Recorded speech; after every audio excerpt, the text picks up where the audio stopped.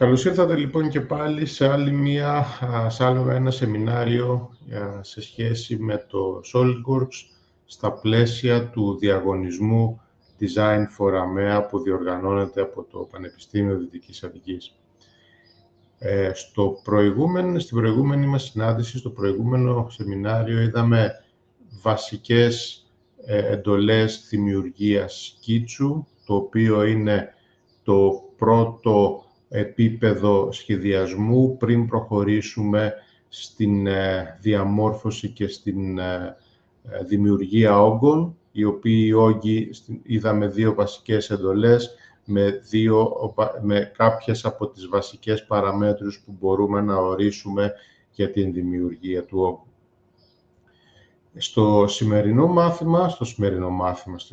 σεμινάριο, στη σημερινή παρουσίαση, θα δούμε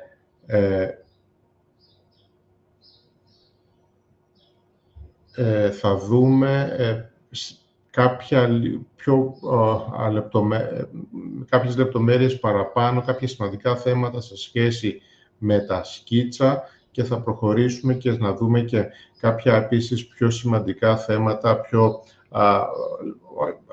advanced, να το πω έτσι, όχι advanced, έτσι, χρήσιμα θέματα σε σχέση με το part modeling. Έχω μια ερώτηση στο chat. Οι εγγραφές θα ανέβουν στο κανάλι συνολικά στο τέλος. Εννοείται για τα σεμινάρια. Για τα σεμινάρια αυτά, η πρώτη ήδη έχει ανέβει στο κανάλι της ομάδας Hellenic SolidWorks User Group στο YouTube. Αν αυτή είναι η ερώτηση. Ωραία. Τέλεια.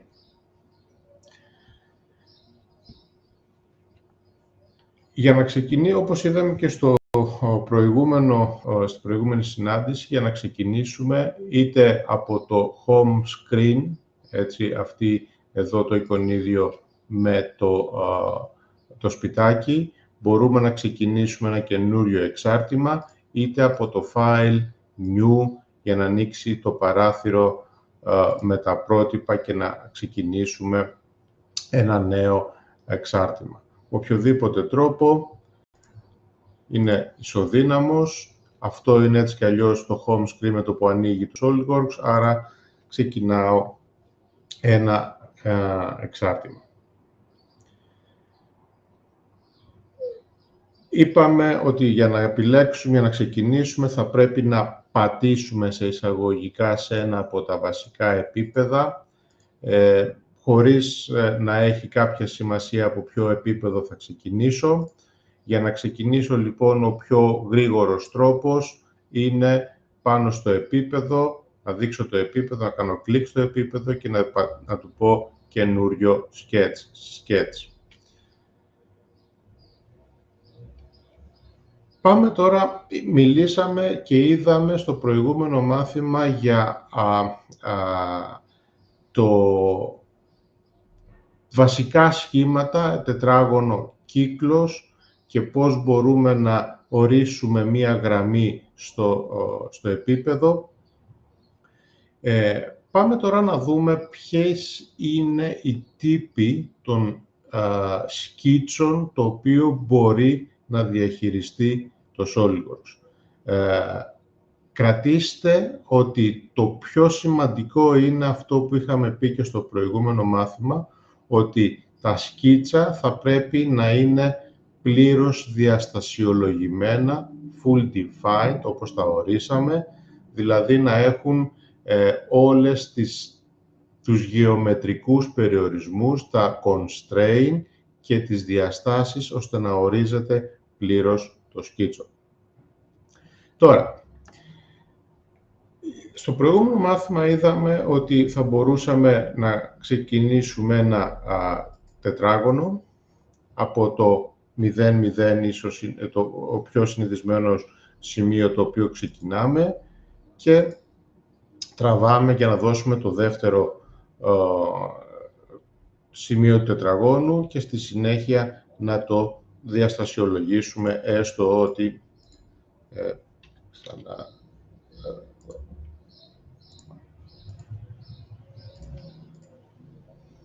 έστω ότι αυτό είναι 80 και αυτή η διάσταση 40. Αφού έχουμε λοιπόν το σκίτσο και πάμε σαν extrude στα features extrude boss base, δημιουργούμε τον όγκο.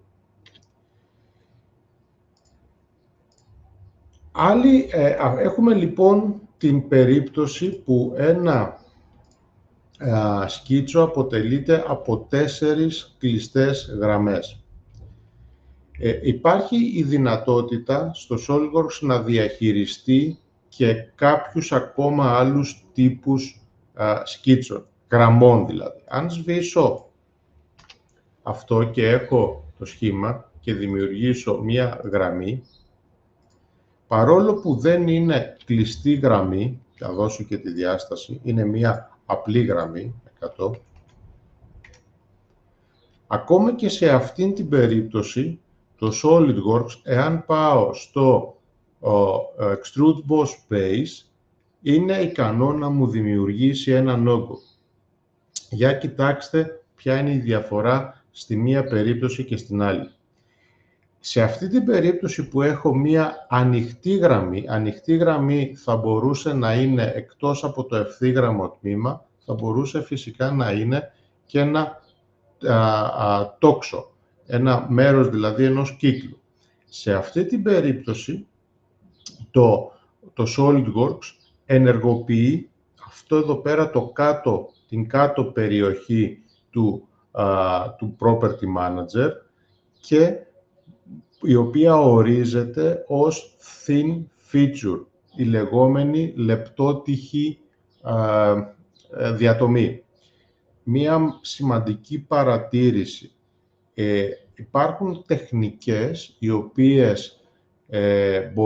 οποίες μπορούμε να σχεδιάσουμε στο SOLIDWORKS φύλλα λαμαρίνας, λεπτότυχες διατομές οι οποίες αντιστοιχούν σε φύλλα λαμαρίνας, και τα φύλλα λαμαρίνας σχεδιάζονται με τέτοιο τρόπο έτσι ώστε το τελικό ζητούμενο είναι να πάρουμε το ανάπτυγμα, πώς ξεδιπλώνονται δηλαδή, πώς είναι ξεδιπλωμένο το φύλλο λαμαρίνας πριν στρατζαριστεί, πριν διπλωθεί και πάρει την τελική του μορφή κατασκευή.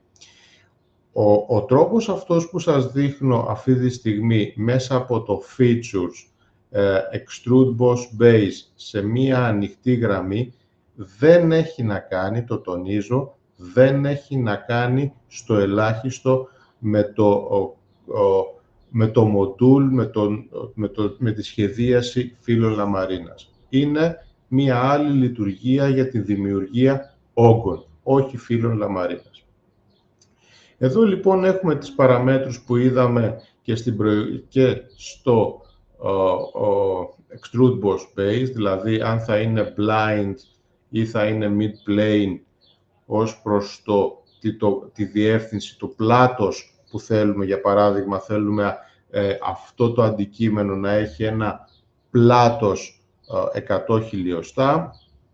Έτσι, αν ενεργοποιήσουμε την επιλογή mid-plane, σημαίνει ότι θα επεκταθεί προς τη μία κατεύθυνση 50 και στην άλλη 50, έτσι ώστε η συνολική απόσταση να είναι 100. Αντίθετα, αν επιλέξουμε το blind, θα πάει όλο μαζί προς τη μία κατεύθυνση. Και η δεύτερη επιλογή έχουμε, αν το γυρίσω και λίγο έτσι να το βλέπετε, είναι αν θα είναι, πόσο θα είναι το πάχος του αντικειμένου, άρα δηλαδή η γραμμή τι πάχος θα έχει και ποια θα είναι η θέση της γραμμής ως προς το πάχος του αντικειμένου. Αν θέλω, εδώ έχω τις επιλογές One Direction, έτσι, προς τη μία κατεύθυνση δηλαδή, μπορώ να έχω είτε προς τα κάτω, το πάχος να δίνεται στη γραμμή προς τα κάτω, είτε να αλλάξω την κατεύθυνση και να είναι προς τα πάνω. Αν θέλω να είναι mid-plane, δηλαδή να είναι στο μέσο, η γραμμή να αφήνει μισό πάχος επάνω, μισό πάχος κάτω, ή αν θέλω να είναι και προς τις δύο κατευθύνσεις, έτσι ώστε να έχω διαφορετικό πάχος προς τα πάνω και διαφορετικό πάχος προς τα κάτω. Ας πάω στο One Direction και η επόμενη παράμετρος είναι πόσο πάχος θέλω να έχει τελικά αυτή η γραμμή. Αν ορίσω λοιπόν 5, εκεί έχω μια γραμμή η οποία έχει πάχος 5. Αν πατήσω τώρα OK, θα πάρω έναν όγκο, ο οποίος είναι πλάτους 100 και πάχους 5 χιλιοστά. Το μήκος του αντικειμένου είναι όσο είναι το μήκος της γραμμής που το είχα ορίσει 100. Προφανώς, έτσι, εναλλακτικά, σε σχέση με αυτά που είχαμε πει και στα προηγούμενα μαθήματα, θα μπορούσα είτε να ορίσω ένα τετράγωνο σε αυτή τη διεύθυνση, είτε ένα τετράγωνο σε αυτή τη διεύθυνση, πλήρως ορισμένο και να δώσω πάχος. Έτσι. Έχουμε όμως τη δυνατότητα, δείχνω αυτή τη δυνατότητα, γιατί μπορούμε να δώσουμε να σχεδιάσουμε ένα αντικείμενο και από μία ανοιχτή γραμμή. Και όταν λέω ανοιχτή γραμμή, θα μπορεί να είναι και μία ανοιχτή πολυγωνική γραμμή. Αν εδώ δηλαδή στη συνέχεια προσθέσω κι άλλο ένα ευθύγραμμο τμήμα, έτσι, θα μου δημιουργήσει, θα μου προσθέσει τον όγκο.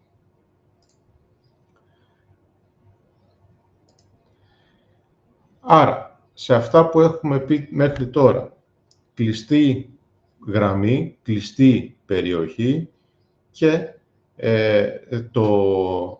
και μια ανοιχτή γραμμή η οποία μπορούμε να ορίσουμε πάχος στη γραμμή. Τι άλλες περιπτώσεις σκίτσων έχουμε? Παρατήρηση για να εξηγώ και το τι βλέπετε σε σχέση με τις κινήσεις που κάνω στην οθόνη. Θέλω να γυρίσω στο σκίτσο χωρίς να σβήσω το σκίτσο. Επιλέγοντας το feature, κάνοντας δεξί κλικ στο feature, αν πατήσω delete θα μου βγάλει ένα παράθυρο, στο οποίο με ρωτάει αν θέλει να επιβεβαιώσω αν θέλω να σβήσω το σκίτσο. Πατώντας yes, θα σβήσει το feature κρατώντας το σκίτσο. Ξανακάνω ένα undo για να κάνω την ίδια κίνηση. Εάν θέλω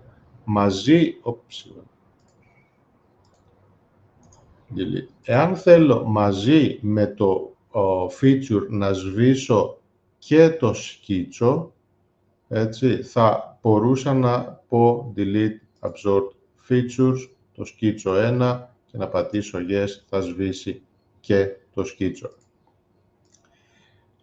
Εάν ακόμα και κάνοντας κλικ και πατώντας delete, απλά delete στο πληκτρολόγιό μου, θα μου δώσει τις ίδιες επιλογές.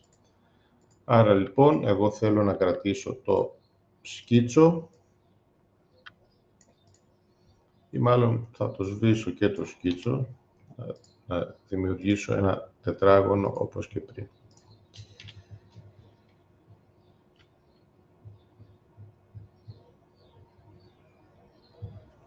Να δώσω τις διαστάσεις. Για να εμφανιστεί το μενού στο cursor, να θυμίσω ότι πατάω το S, που είναι το shortcut, και έχουμε λοιπόν ένα κλειστό σχήμα.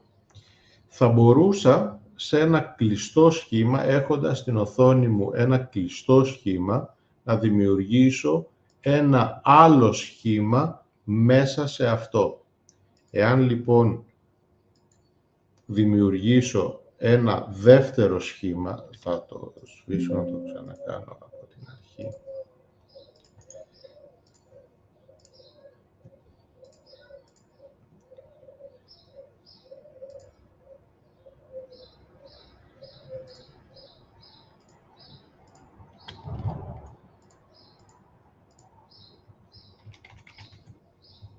Χωρίς τις γραμμές.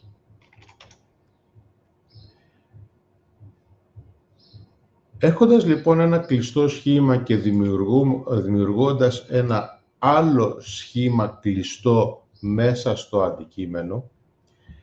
Το SolidWorks, στην ουσία, δώστε μου ένα λεπτάκι, ένα option είναι αυτό.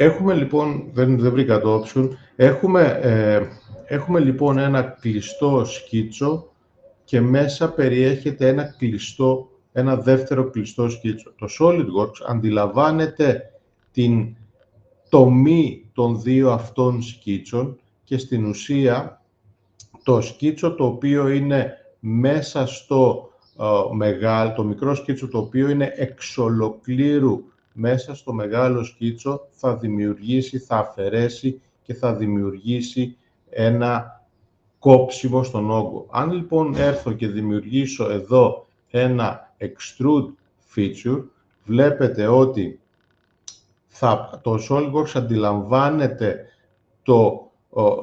το μικρότερο σκίτσο σαν την τομή του μεγάλου, την αφαίρεση επομένως του μικρού από το μεγάλο, με αποτέλεσμα να αφήσει εκεί το κενό. Αν λοιπόν εδώ είχα ένα άλλο μικρότερο τετράγωνο, το οποίο να το ορίσω και αυτό πλήρως, 10, 30,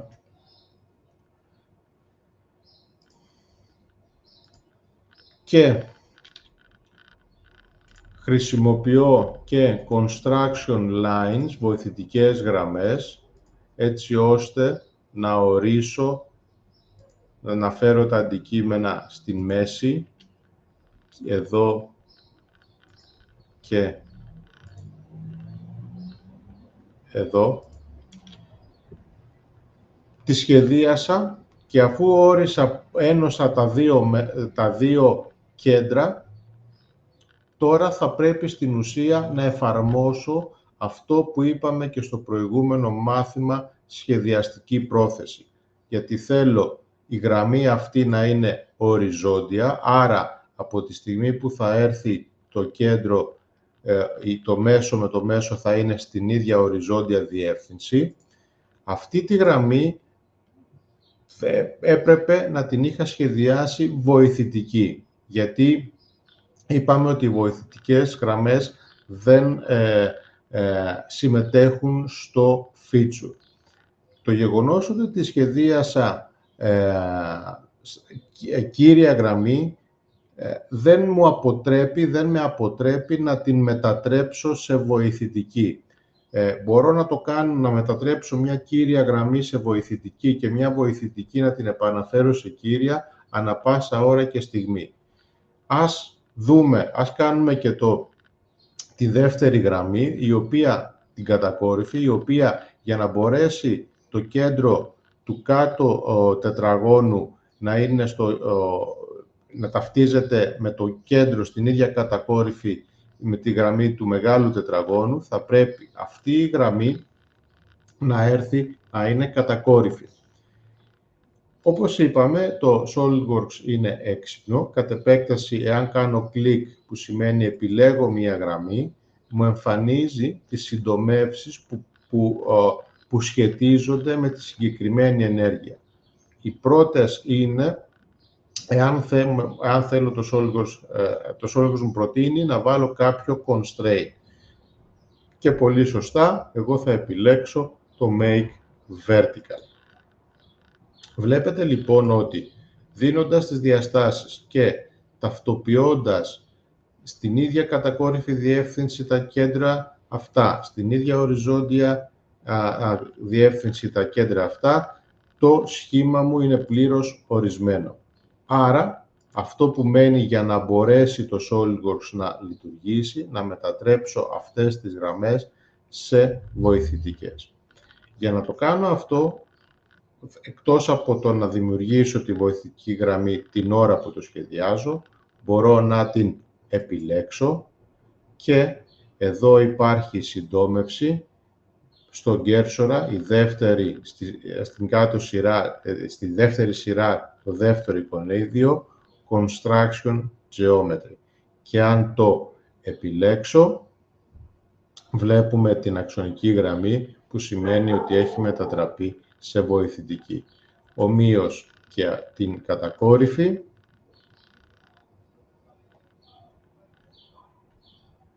με τον ίδιο τρόπο. Θέλω σε αυτό το σημείο κρατήστε το σαν trick, γιατί είδαμε στο προηγούμενο μάθημα την εντολή trim. Θέλω να εμπλουτίσω λίγο την εντολή trim με μια ακόμα δυνατότητα που έχει το SolidWorks στην εντολή trim. Θα δημιουργήσω, δεν χρειάζεται, απλά είναι περισσότερο για την επίδειξη του συγκεκριμένου trick, να βάλω και αυτές τις δύο γραμμές. Θυμηθείτε στην εντολή trim τι είπαμε, ότι εάν σε κάποιο σημείο κάνω κλικ, με πατημένο το κλικ κινήσω το κέρσορά μου, θα κόψει μία γραμμή. Εάν δεν θέλω να την... αν έκανα λάθος, μπορώ να την επαναφέρω γυρνώντας τη γραμμή και να περάσει από αυτή την κόκκινη κουκκίδα. Υπάρχει μία επιλογή στο trim, το οποίο μου λέει Keep Trim Entities as Construction Geometry. Είναι αυτή εδώ η επιλογή. Εάν το κάνω αυτό, είναι ισοδύναμο με το να μετατρέπω στην ουσία τις κύριες γραμμές σε βοηθητικές. Δεν θα τις κόψει, απλά θα τις μετατρέψει σε βοηθητική. Έτσι, ένα trick σε περίπτωση που δεν θυμάστε πώς θα μπορούσατε να μετατρέψετε μια κύρια γραμμή σε βοηθητική. Δυστυχώς, το ανάποδο δεν μπορεί να γίνει, δηλαδή να πω κόψε μου trim μια βοηθητική γραμμή και μετέτρεψέ μου τη σε κύρια.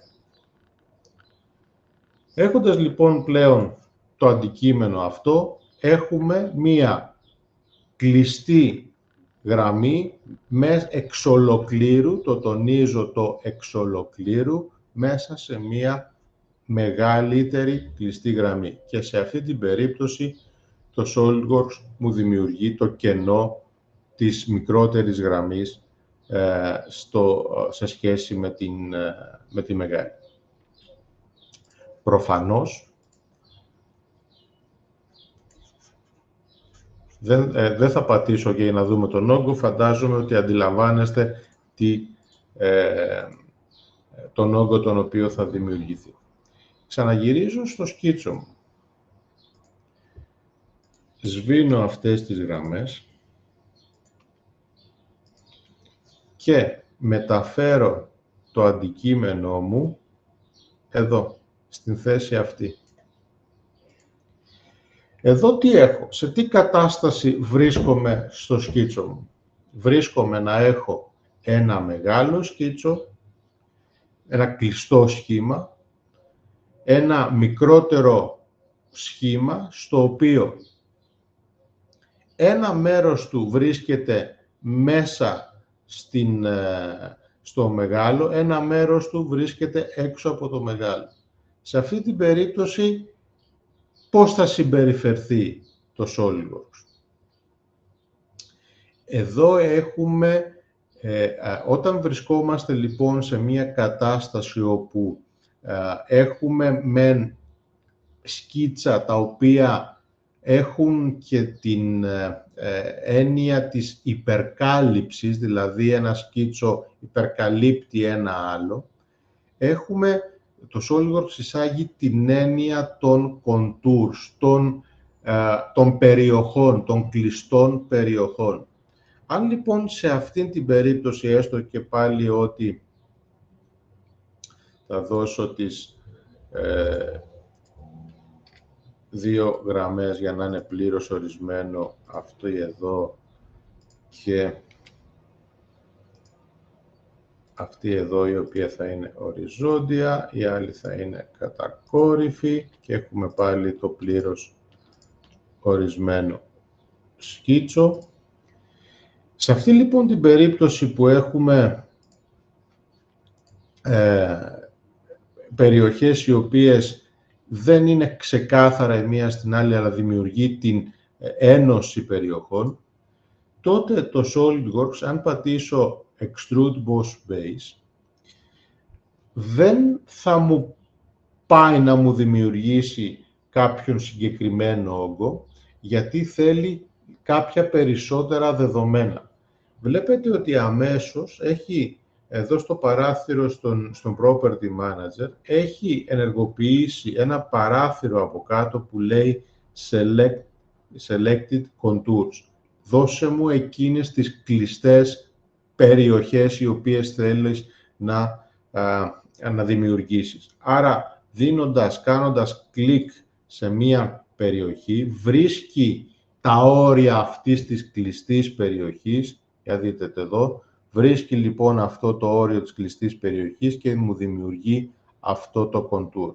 Και αν θέλω θα μπορούσα να επιλέξω μετά και αυτό για να πάρω τον συνολικό όγκο ή να σβήσω κάποιο από το contour το οποίο ήθελα. Είναι ένας άλλος τρόπος να μπορέσω να δημιουργήσω όγκο και σκίτσα. Επίσης, και στην περίπτωση βέβαια αυτή που επιλέξω περισσότερα από ένα contours και πατήσω OK, για κοιτάξτε λίγο, θα δημιουργήσω και ένα σκίτσο, απλό σκίτσο. Θεωρήστε ότι είναι full defined. Κοιτάξτε εδώ μία διαφορά. Θυμηθείτε ότι το Boss Extrude 1 έχει προκύψει από contours, ενώ το Boss Extrude 2 έχει προκύψει από ένα απλό σκίτσο. Για δείτε εδώ μία διαφορά στο σηματάκι του σκίτσου. Όταν έχω αυτό το εικονίδιο, σημαίνει ότι έχω δημιουργήσει το σκίτσο μου από contours, άρα περιλαμβάνει πολλές μικρές ενώσεις κλειστών περιοχών, ενώ εάν είναι ένα απλό σκίτσο, τότε έχω το σηματάκι αυτό που μου δείχνει ότι είναι το απλό σκίτσο.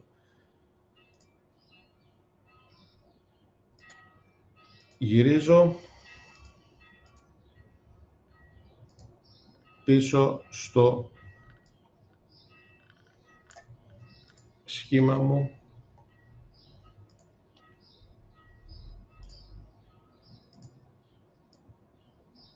και παίρνω το σχήμα μου και το φέρνω κάπου απ' έξω. Θα δώσω πάλι και εδώ να δω, έτσι, να το φέρω, να το κάνω full defined, οριζόντιο, σε αυτή την απόσταση 50 και αυτή η γραμμή.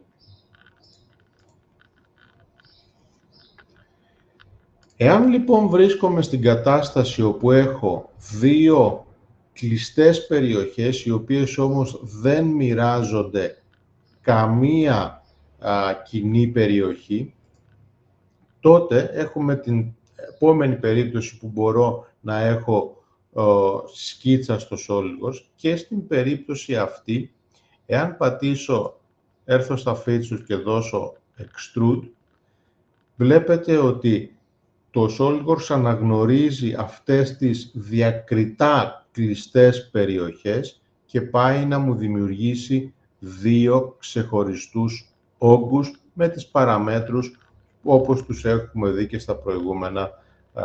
στα προηγούμενα παραδείγματα.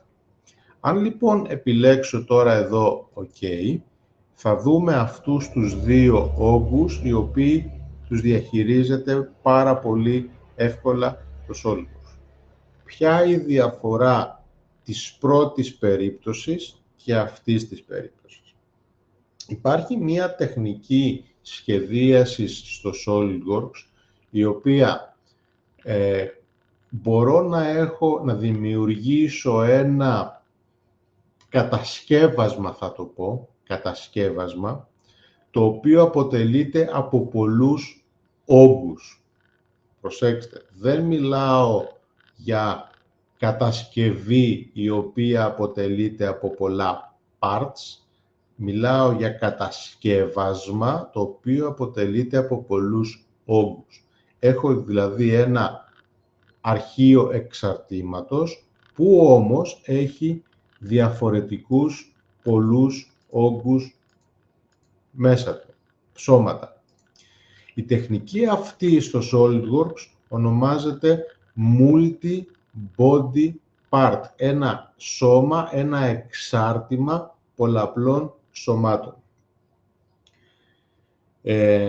Για πιο προχωρημένους χρήστες, οι οποίοι θέλουν να διατηρούν, να το πω έτσι, μία ευελιξία σε παραμέτρους, σε πολλούς όγκους, είναι μία τεχνική που την επιλέγουν να σχεδιάσουν κατασκευάσματα, έτσι ώστε να μπορούν να θεωρήσουν ότι κάθε σώμα, κάθε όγκος ο οποίος δημιουργείται μέσα σε ένα εξάρτημα θα αντιστοιχεί και σε κάποιο εξάρτημα εάν ήταν assembly. Επαναλαμβάνω, αυτό είναι μια τεχνική η οποία συνήθως εφαρμόζεται από πιο προχωρημένους χρήστες. Παρ' όλα αυτά, είναι μια τεχνική που μπορεί να εφαρμοστεί στο SolidWorks. Τώρα, ποια από όλες αυτές τις τεχνικές είναι η βέλτιστη για να μπορέσουμε να μπορέσουμε να σχεδιάσουμε? Για να υπάρχει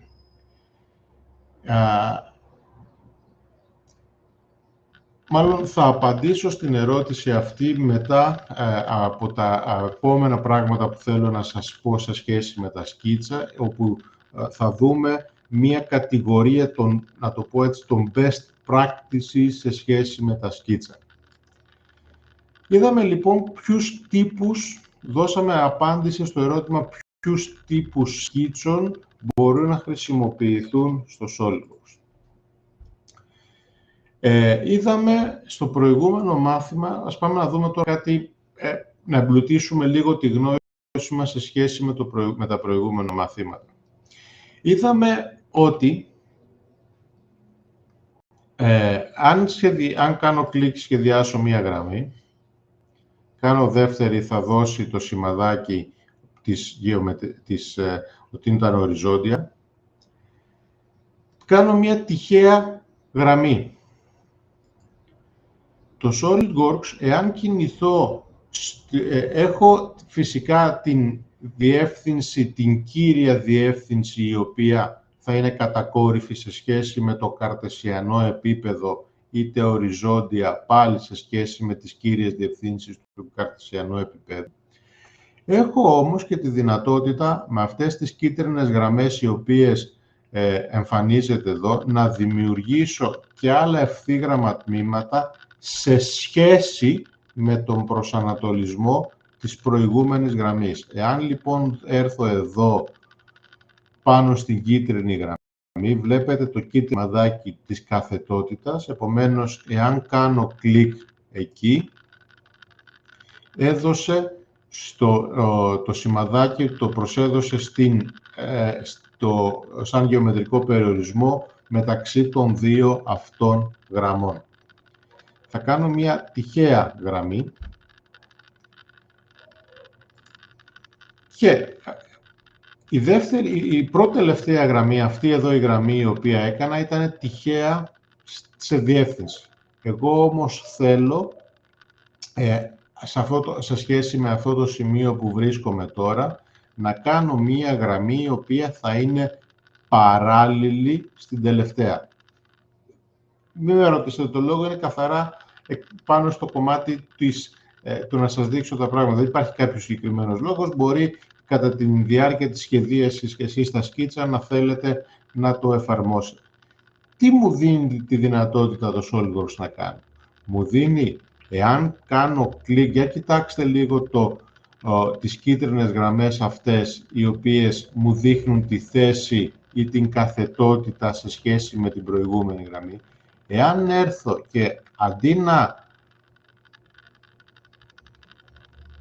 κάνω κλικ, δεν κάνω κλικ, απλά αφήνω τον κέρσορά μου πάνω στη γραμμή. Βλέπετε ότι το σταυρόνυμα με τις διευθύνσεις άλλαξε διεύθυνση και πήρε αναφορά σε σχέση με την γραμμή που του έδειξα. Το ίδιο μπορώ να κάνω και με αυτήν τη γραμμή. Κοιτάξτε, θα περιστραφεί. Κοιτάξτε, θα περιστραφεί. Εδώ δεν θα περιστραφεί γιατί είναι κάθετη. Κοιτάξτε εδώ ξανά, περιστράφηκε το σταυρόνυμα αυτό. Άρα, αν κινηθώ προς αυτή την κατεύθυνση, βλέπω ότι μου δίνει την ιδιότητα το SOLIDWORKS ότι αν κάνεις κλικ σε αυτό το σημείο, μου δίνει την πληροφορία ότι η γραμμή η οποία θα μου σχεδιάσεις είναι παράλληλη με αυτή που σου τονίζω. Άρα, αυτή που τονίζεται σαν πορτοκαλί. Άρα, εάν κάνω κλικ εδώ, θα δούμε το γεωμετρικό περιορισμό της παραλληλότητας των δύο αυτών γραμμών. Σε αυτή την περίπτωση, προφανώς, όποια γραμμή και να αλλάξω σαν κλίση, η άλλη θα παραμένει πάντα παράλληλη της γραμμής αυτής.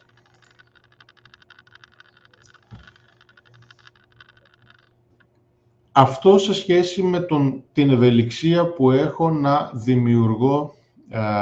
δημιουργώ γραμμές για στο τέλος να δημιουργήσω σκίτσο στο SOLIDWORKS.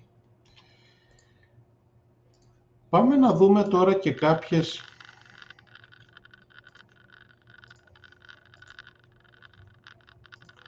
γεωμετρίες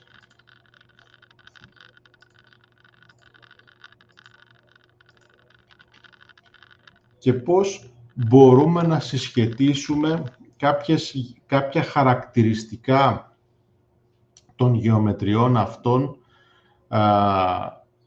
με constraint, με γεωμετρικούς περιορισμούς. Είπαμε και στην προηγούμενη συνάντηση ότι το SOLIDWORKS είναι σχετικά έξυπνο. Επιλέγω μία γραμμή. Εδώ έχω το ευθύγραμμο τμήμα.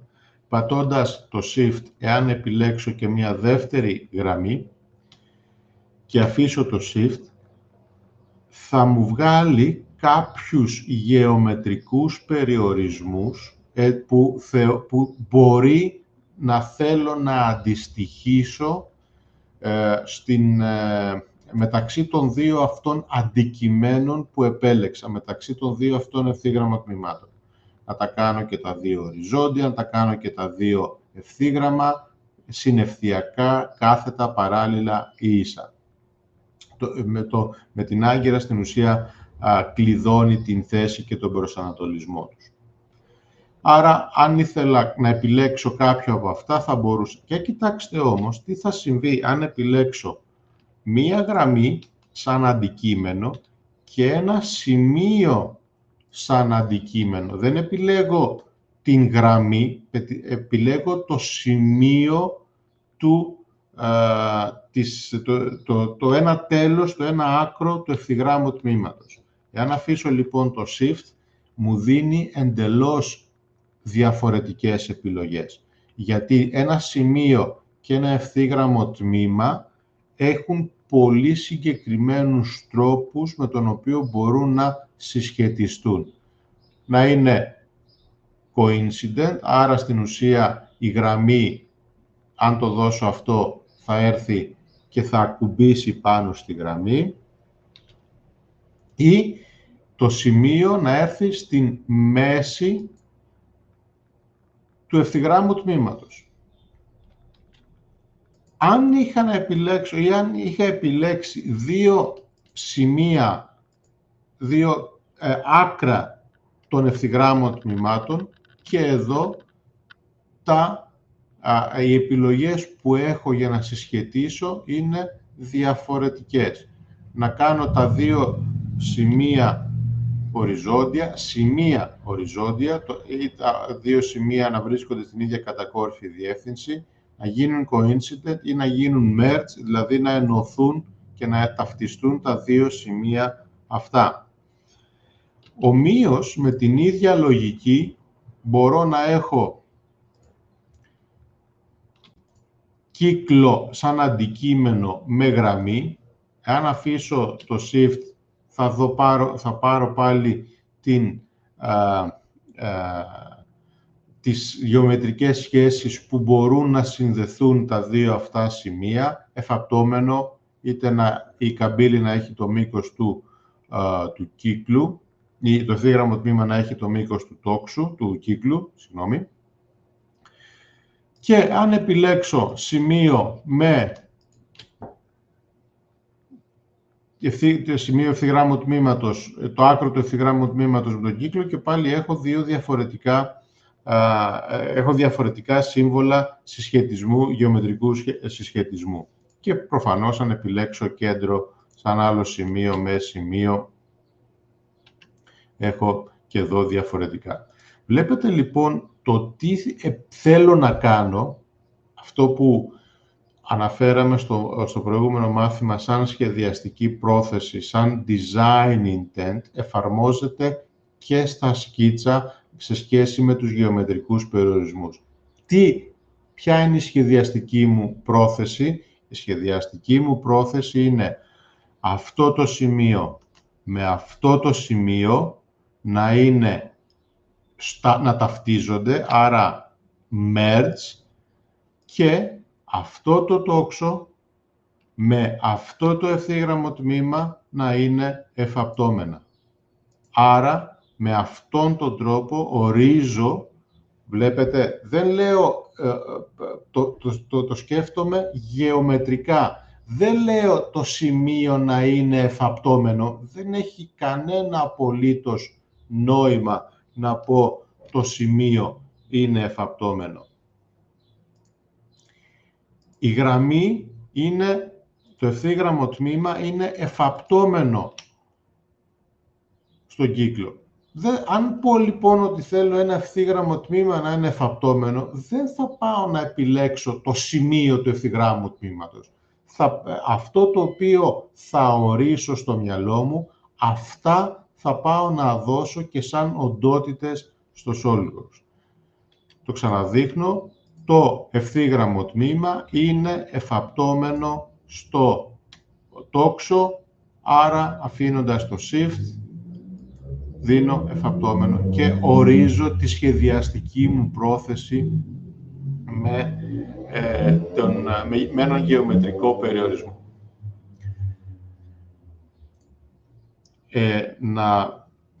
Θα βάλω στο chat ένα σύνδεσμο, στον οποίο έχω στο Drive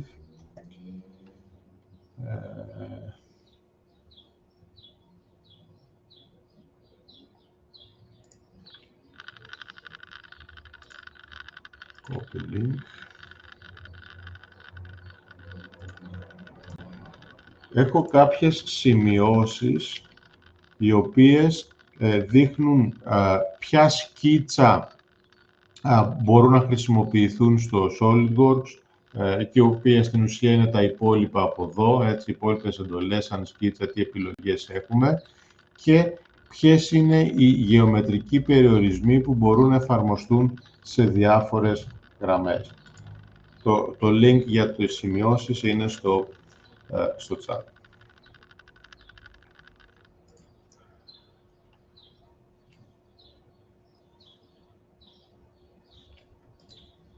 Κάποια ερώτηση μέχρι τώρα, κάποια απορία, κάτι το οποίο θέλετε να εξηγήσουμε ίσως λίγο παραπάνω, γιατί σίγουρα ίσως πάτησα κάποια κλικ τα οποία να μην τα καταλάβατε και σας έκανε εντύπωση και θέλετε να ρωτήσετε κάτι, στη διάθεσή σας, είτε ανοίγοντας μικρόφωνο, είτε μέσα από το chat.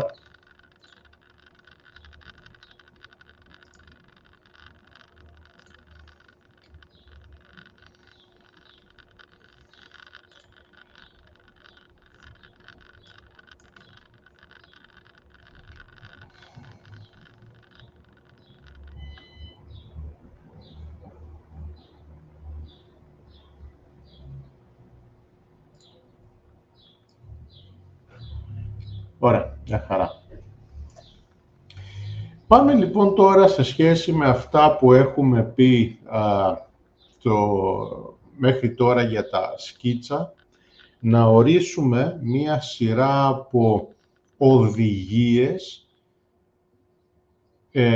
που βοηθούν στο να μπορέσουμε να ξεκινήσουμε σωστά και να επεκτείνουμε όσο το δυνατόν καλύτερα την δομή των εξαρτημάτων μας στην πορεία. Γιατί ένα εξάρτημα εν τέλει μπορεί να έχει πάρα πολλά features, κατ' επέκταση κάθε feature από κάτω να σχετίζεται με ένα σκίτσο και πρέπει αυτά να έχουν μία λογική. Πάμε λοιπόν να ξεκινήσουμε να ορίσουμε αυτές τις οδηγίες, να πούμε αυτές τις οδηγίες. Το πρώτο και το σημαντικότερο είναι κρατάμε τα σκίτσα μας απλά. Το πιο σημαντικό. Σας έδειξα διάφορα τύποι σκίτσων τα οποία μπορούμε να έχουμε στη διάθεσή μας στο Solidus. Το απλό σκίτσο είναι μία οντότητα, είτε ανοιχτή είτε μία κλειστή γραμμή. Αυτό είναι ένα απλό σκίτσο.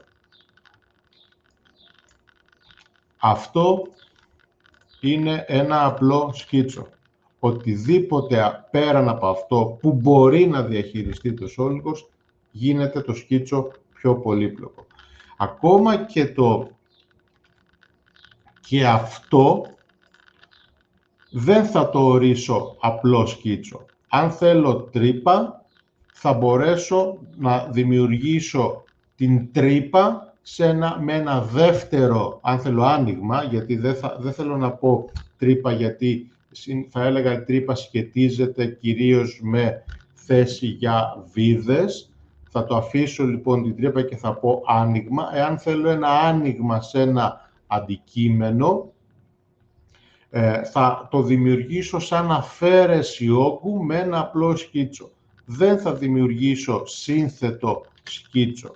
Άρα λοιπόν κρατάμε απλά σκίτσα.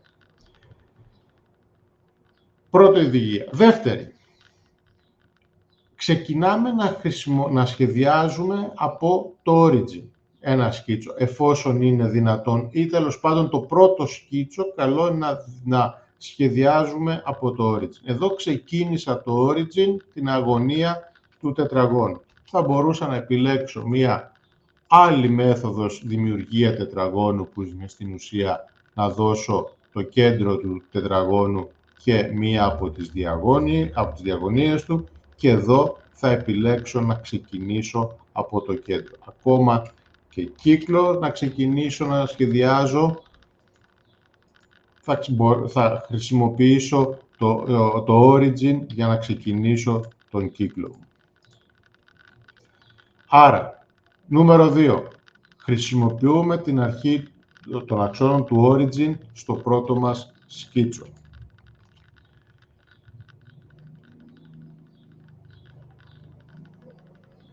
Ένα συχνά ερώτημα το οποίο τίθεται είναι πώς επιλέγω το σκίτσο το οποίο θα ξεκινήσω. Θα φέρω τώρα στην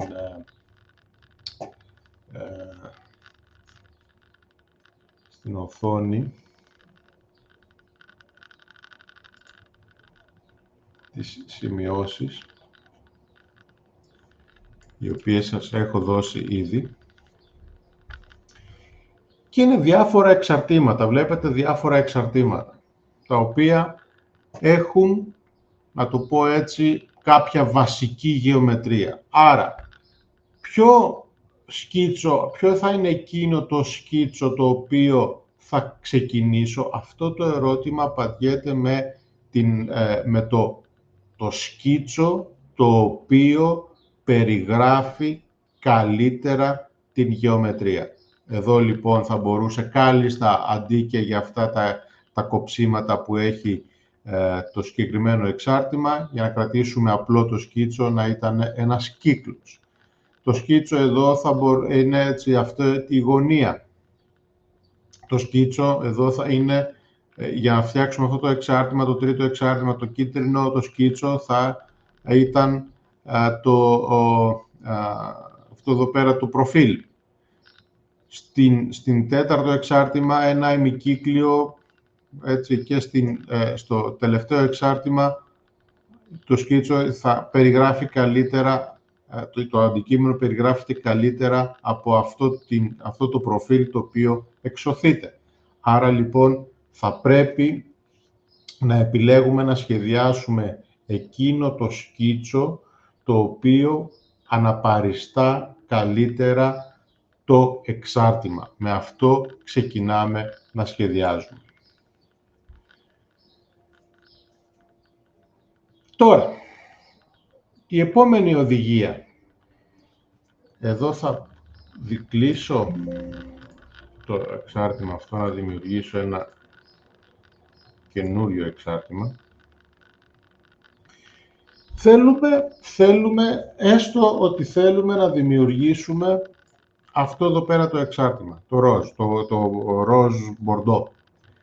Έτσι, θα ξεκινήσουμε από το σκίτσο αυτό εδώ, τη γωνία. Πάμε λοιπόν να δούμε πώς θα το σχεδιάζαμε αυτό το σκίτσο. Πάμε στο front plane. Δεν χρειάζεται να ορίσουμε επακριβώς την γεωμετρία μας. Ξεκινάμε με το σκίτσο, αν θυμηθείτε πώς ήταν.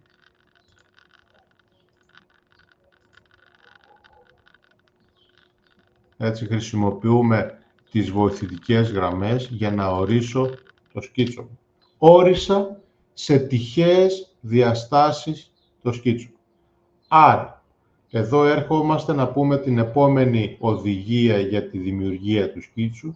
Δημιουργούμε πρώτα τη γεωμετρία του σκίτσου και στη συνέχεια, βέβαια χρησιμοποιούμε τις βοηθητικές γραμμές για να προσδώσουμε κάποιους γεωμετρικούς περιορισμούς, αλλά αφού ολοκληρώσουμε το σκίτσο, στην συνέχεια προσθέτουμε τους υπόλοιπους γεωμετρικούς περιορισμούς που προσδιορίζουν τη σχεδιαστική μας πρόθεση και στο τέλος βάζουμε τις διαστάσεις. Πώς εφαρμόζεται αυτός ο κανόνας στο συγκεκριμένο σκίτσο? Εάν αυτή η γραμμή σε σχέση με αυτή τη γραμμή είναι τυχαία μεγέθη, η σχεδιαστική μου πρόθεση λέει ότι το συγκεκριμένο εξάρτημα, τα δύο σκέλη έχουν ίσο πάχος. Άρα, αυτές οι δύο γραμμές έχουν ίσο μέγεθος. Εφαρμόζω την σχεδιαστική μου πρόθεση και την ταυτοποιώ με γεωμετρικούς περιορισμούς. Άρα, έχω ορίσει την σχεδιαστική μου πρόθεση. Ό,τι και να αλλάξω τώρα, όπου και να μεταφέρω, οι γραμμές αυτές θα παραμείνουν ίσες. Και αφού λοιπόν αποτυπώσω τη σχεδιαστική μου πρόθεση με γεωμετρικούς περιορισμούς, βάζω και τις διαστάσεις. Οπότε έρχομαι και λέω αυτό, βάζω και τις διαστάσεις. Τελεία. Πώς ξεκινάω να βάζω διαστάσεις? Πάμε λοιπόν στον επόμενο κανόνα. Σε ένα σχήμα που έχω ορίσει πλήρως την γεωμετρία του με γεωμετρικούς περιορισμούς για να δώσω τις διαστάσεις, για να ορίσω το μέγεθός του με διαστάσεις. Ξεκινάμε να βάζουμε διαστάσεις συνήθως από το μικρότερο feature, από το μικρότερο χαρακτηριστικό. Εδώ δεν είναι το μικρότερο χαρακτηριστικό αυτή η γραμμή, το μικρότερο χαρακτηριστικό είναι το μήκος αυτής της γραμμής. Άρα θα δώσω αυτήν τη γραμμή.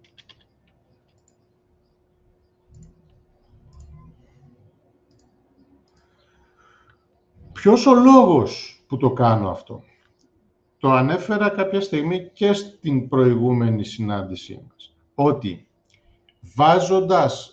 δίνοντας ένα σκίτσο χωρίς να έχω δώσει μεγέθη, στην ουσία σχεδιάζω στο περίπου. Η τελική μορφή του αντικειμένου, για κοιτάξτε λίγο, εάν σχεδιάσω αυτή τη γραμμή, η γραμμή αυτή μου δείχνει εκεί, είναι καθαρά πληροφοριακού χαρακτήρα, ένα 30,69. Έτσι. Όμως, δεν μου λέει τίποτα. Αυτό απλά μου έδειξε περίπου μια κλίμακα. Εάν πω ότι η πρώτη γραμμή της διάστασης που θα δώσω είναι 5, να το 30,69 όπως εμφανίστηκε, αλλά θέλω να το δώσω 5, που είναι το μικρότερο μέγεθος, όλες οι υπόλοιπες γραμμές θα προσαρμοστούν σε αυτό το 5, θα γίνει δηλαδή ένα scaling του σκίτσου με βάση το 5. Για κοιτάξτε. Αν δώσω την γραμμή, τη διάσταση, τη μεγαλύτερη, ο λόγος που επιλέγω να δώσω την μικρότερη διάσταση, το αντικείμενο με την μικρότερη διάσταση, είναι γιατί εάν δώσω ένα αντικείμενο το οποίο έχει μια μεγάλη διάσταση, πιθανότατα είναι, και είναι πιο πολύπλοκο φυσικά το σκίτσο, το πιθανότερο είναι τα μικρά χαρακτηριστικά, οι μικρές γραμμές να χαθούν σε σχέση με τις μεγάλες. Άρα, ξεκινάω να διαστασιολογώ από το μικρότερο για να μπορέσω να κρατήσω ορατές όλα τα μικρά feature. Άρα, τώρα που έδωσα την μικρότερη, μπορώ να πάω να δώσω και τα υπόλοιπα. Αυτό θέλω να είναι 50. Να δώσω και αυτό ότι θέλω να είναι ίσα. Έτσι, ή μάλλον να μην το δώσω ίσα, γιατί θα μπορούσα να το δώσω και να δώσω ότι αυτό είναι 40 και αυτή η γωνία είναι 120 μοίρες. Έχω λοιπόν ένα σκίτσο πλήρως ορισμένο. Άρα ο κανόνας εδώ, ο οποίος ανέφερα, είναι ότι ξεκινάμε να διαστασιολογούμε από το μικρότερο, από τη μικρότερη γεωμετρία, έτσι ώστε να πάρει το σκίτσο την σωστή κλίμακα.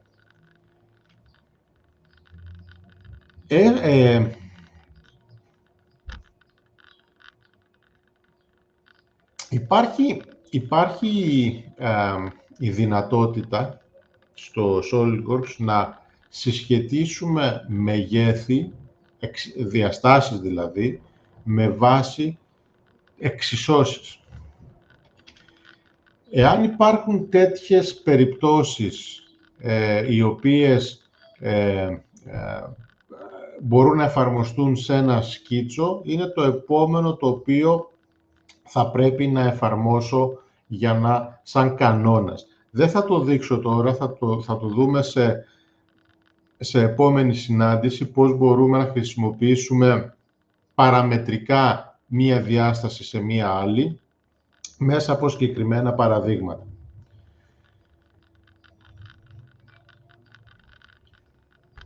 Ο επόμενος κανόνας, ο οποίος πρέπει να έχουμε στο μυαλό μας όταν σχεδιάζουμε, είναι την εκμετάλλευση των επιπέδων συμμετρίας ή της συμμετρίας ενός αντικειμένου. Θα γυρίσω, θα το σβήσω αυτό,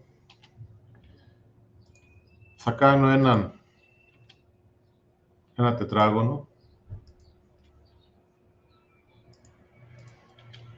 Αυτό, για να είναι τετράγωνο, έτσι, η σχεδιαστική μου πρόθεση μου λέει ότι η γραμμή με αυτή τη γραμμή είναι ίσες, έτσι ώστε να χρησιμοποιήσω τις ελάχιστες δυνατές διαστάσεις. Άρα, αν πω ότι αυτό το μήκος είναι 50, βλέπετε ότι βάζοντας μόνο μία διάσταση, γιατί έχω ορίσει την ισότητα, έχω ένα πλήρως ορισμένο σκίτσο. Εάν λοιπόν αυτό το κάνω extrude και θέλω κύβο, άρα θα είναι 50 και η πλευρά, έχω ένα σκίτσο, έναν όγκο, ο οποίος είναι στην ουσία απόλυτα συμμετρικός. Όμως δεν έχω χρησιμοποιήσει, για κοιτάξτε που βρίσκονται τα επίπεδα, τα 3 επίπεδα, δεν έχω εκμεταλλευτεί καθόλου τη δυνατότητα της συμμετρίας που μου δίνει το SolidWorks. Αν ανταυτού, στο παράδειγμα που σας έδωσα, δημιουργήσω το σκίτσο μου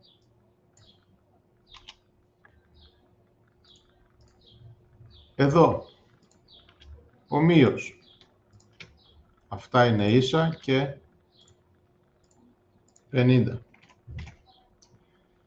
Τι έχω? Καταρχάς, αμέσως έχω σε σχέση με το χυψη επίπεδο συμμετρία, γιατί το τετράγωνο μου βρίσκεται συμμετρικά ως προς τα δύο αυτά επίπεδα. Και αν αντί για το extrude boss base που είχα πει blind, έρθω και του πω mid plane, όπως το έχουμε δει, έχω δημιουργήσει τον όγκο, κοιτάξτε που βρίσκονται τώρα τα 3 επίπεδα συμμετρίας και το origin. Έχω μία απόλυτα συμμετρική δομή στο αντικείμενό μου. Μα γιατί πρέπει να το κάνω έτσι? Γιατί είναι η οδηγία να το κάνω έτσι? Και τι μου προσφέρει αυτή η μέθοδος σε σχέση με την προηγούμενη? Θα δούμε στις επόμενες συναντήσεις κάποια χαρακτηριστικά γεωμετριών, τα οποία μπορούν να αντιγραφούν, να γίνουν mirror, να καθρεφτιστούν, και σε αυτήν την περίπτωση χρειάζεται σαν επίπεδο καθρέφτη, σαν καθρέφτης κάποιο επίπεδο. Γιατί λοιπόν να μην χρησιμοποιήσω τα 3 βασικά επίπεδα που μου προσφέρει το SolidWorks από το να δημιουργήσουμε άλλα επίπεδα? Χρησιμοποιώ αυτήν την ιδιότητα της συμμετρίας σε σχέση με τα βασικά επίπεδα για να εκμεταλλευτώ έτσι αυτές τις εντολές της συμμετρίας της αντιγραφής με καθρέφτισμα που θα δούμε σε επόμενη συνάντηση. Λέω από τώρα να το πω έτσι, την οδηγία, θα την καταλάβετε σίγουρα πολύ καλύτερα σε κάποια από τις επόμενες συναντήσεις μας. Αυτές λοιπόν είναι οι βασικές οδηγίες. Να κάνουμε μια ανακεφαλαίωση. Απλά σκίτσα. Χρησιμοποιούμε το origin για να ξεκινήσουμε το πρώτο μας σκίτσο. Το πρώτο μας σκίτσο θα πρέπει να αναπαριστά στην ουσία το κύριο προφίλ του εξαρτήματος. Δημιουργούμε πρώτα τη γεωμετρία του σκίτσου, προσθέτουμε τις γεωμετρικές σχέσεις που ορίζουν το design intent και στη συνέχεια προσθέτουμε διαστάσεις. Χρησιμοποιούμε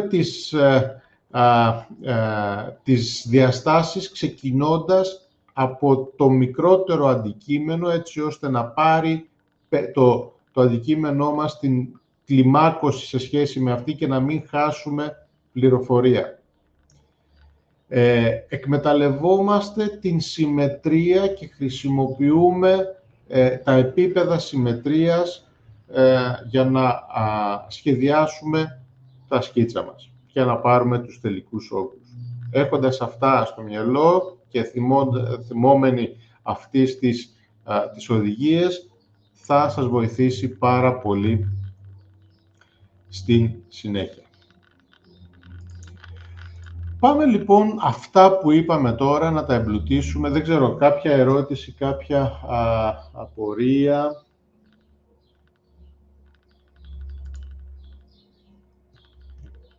Κάτι που θέλετε να πείτε, να ξαναδούμε. Όλα εντάξει. Αρχίζω να ανησυχώ για τα όλα εντάξει, γιατί συνήθως όταν δεν έχουμε απορίες, μπορεί και να μην καταλαβαίνουμε τίποτα. Δεν θέλω να πιστεύω ότι βρισκόμαστε σε αυτή την περίπτωση. Θα ξαναδείξω το σημειώσεις, όπου είναι και στις σημειώσεις και το συγκεκριμένο παράδειγμα το οποίο θα δούμε για να εξηγήσουμε και πώς δουλεύουμε και πώς δουλεύουμε για να χτίσουμε ένα εξάρτημα. Και θα δούμε παράλληλα και κάποιες άλλες εντολές για το που εφαρμόζονται στο συγκεκριμένο αντικείμενο. Το πρώτο, βλέποντας ή έχοντας στο μυαλό μας ένα εξάρτημα ή βλέποντας ένα εξάρτημα και πρέπει να το αναπαράξουμε, να το σχεδιάσουμε, το να το βλέπουμε είναι πολύ πιο εύκολο να το αποδομήσουμε, που είναι και ο στόχος μας. Αν το φανταζόμαστε, στην αποδόμηση πρέπει να βάλουμε και το παράγοντα του πώς το φανταζόμαστε το εξάρτημα. Το σημαντικό λοιπόν και στις δύο αυτές περιπτώσεις είναι να αποδομήσουμε το εξάρτημα. Και τι εννοώ αποδομήσουμε?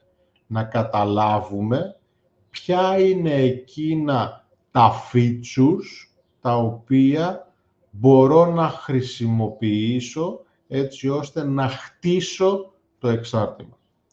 Το συγκεκριμένο εξάρτημα θα μπορούσα να πω ότι αποδομείται με τα δύο αυτά απλά σκίτσα. Απλά για να ξεκινήσουμε. Άρα, το ζητούμενο είναι η αποδόμηση στο μυαλό μας με βάση τις χαρακτηριστικές γεωμετρίες. Μία πολύ σημαντική παρατήρηση που θέλω να σας πω εδώ. Ισχύει για όλα τα λογισμικά σχεδίασης, όχι μόνο για το SolidWorks. Αυτό το οποίο πρέπει να, αλλά προφανώς πολύ περισσότερο έτσι στο SolidWorks, αυτό που πρέπει να μάθετε δεν είναι τι κάνει η κάθε εντολή, δεν πρέπει να μάθετε το πώς χρειάζεται τι χρειάζεται σαν ορίσματα να δώσω την κάθε εντολή. Αυτό θα έρθει με την εξοικείωση με το πρόγραμμα. Όσο περισσότερες ώρες σπαταλήσετε, τόσο πιο γρήγορα θα εξοικειωθείτε και θα μάθετε το τι χρειάζονται οι εντολές για να τρέξουν. Αυτό το οποίο θα πρέπει να μάθετε όμως είναι ποιες είναι εκείνες οι εντολές και αν τις τρέξω με κάποιες παραμέτρους, ποιο θα είναι το τελικό ζητούμενο. Το τελικό που θα μου δώσει. Για παράδειγμα, Extrude Boss Base μου δημιουργεί όγκο. Extrude Cut μου αφαιρεί όγκο. Revolve boss base δημιουργεί όγκο εκ περιστροφής. Revolve cut αφαιρεί όγκο εκ περιστροφής. Μια άλλη εντολή, το sweep, δημιουργεί όγκο με καθοδήγηση πάνω σε μία γραμμή. Αυτά είναι που πρέπει να μάθετε. Γιατί έτσι, εάν μάθετε τις εντολές του τι κάνει, όχι το πώς, του τι κάνει κάθε εντολή, θα μπορέσετε να αποδομήσετε ένα εξάρτημα με βάση τις εντολές. Και θα είναι πιο εύκολο για εσάς να μπορέσετε στη συνέχεια να χρησιμοποιήσετε τις εντολές για να ξαναδομήσετε το εξάρτημα. Πάμε λοιπόν τώρα που έχουμε την εικόνα του εξαρτήματος και τι σημαίνει αποδόμηση για το συγκεκριμένο εξάρτημα, να το σχεδιάσουμε με συγκεκριμένες διαστάσεις.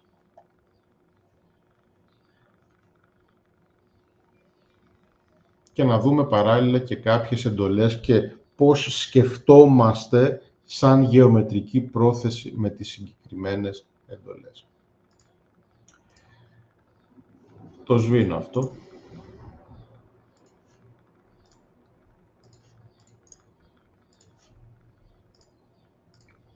Να δημιουργήσω ένα καινούργιο, δεν πειράζει.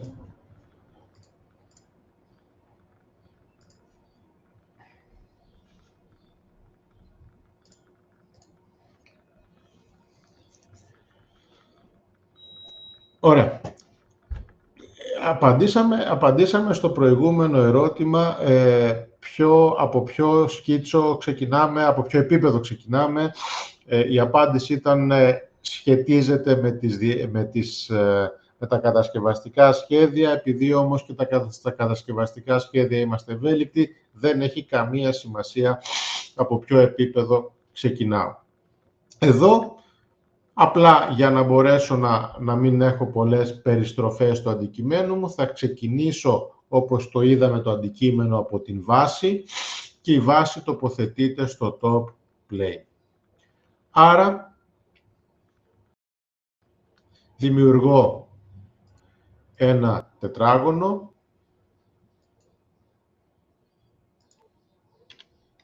του οποίου το μήκος είναι 125 και το πλάτος είναι 40. Βασικά έπρεπε πρώτα να δώσω το 40 και μετά το 125 σε σχέση με αυτά που είχαμε πει και στην προηγούμενη σας σημειώσεις. Και εάν έρθω feature, έχω πάχος 10 χιλιοστών. Να το πρώτο απλό σκίτσο του εξαρτήματός μας. Τώρα, αν θυμηθείτε λίγο την αποδόμηση, θα πρέπει να σχεδιάσω το κατακόρυφο τμήμα, το οποίο είναι στο πλάι αυτής εδώ της επιφάνειας. Άρα, από τη στιγμή που βρίσκεται σε αυτήν εδώ την επιφάνεια, μπορώ πλέον να ξεκινήσω να χρησιμοποιώ τις επίπεδες επιφάνειες του αντικειμένου για να ξεκινήσω να σχεδιάζω ένα σκίτσο. Σκέτς λοιπόν, μου το φέρνει κάθετα και όπως μας είπαν και οι οδηγίες, πρώτα στο περίπου σχεδιάζω το σχήμα. Θα ξεκινήσω από άλλο σημείο. Θα ξεκινήσω από εδώ και θα σας εξηγήσω γιατί το κάνω. Να έρθω εδώ κάτω, να έρθω εδώ και να έρθω εδώ. Το πάνω τμήμα είναι ένα ημικύκλιο.